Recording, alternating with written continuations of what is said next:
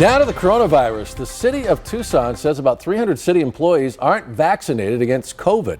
Tonight, those employees could soon be out of a job after a close vote by the city council. News 4 Tucson's Eric Fink has the story.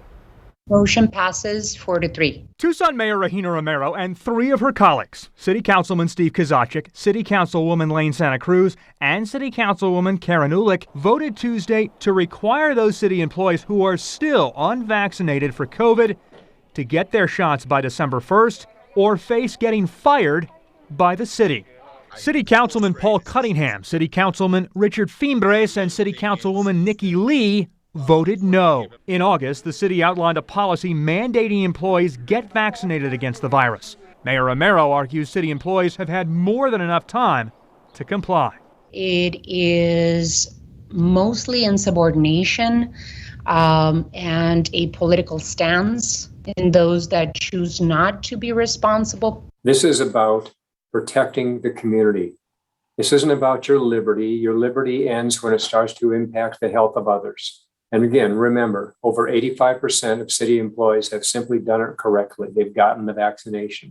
And after that vote, several dozen Tucsonans making their way outside city council chambers, voicing their displeasure, saying that this is a freedom of choice issue.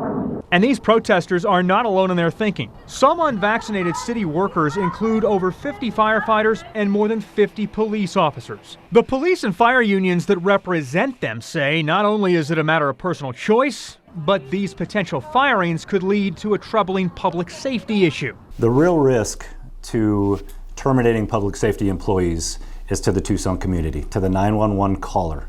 There is a far greater risk of terminating public safety employees than there is to have a non-vaccinated employee show up at your door in full protective clothing to render care to the community. There's a far greater risk.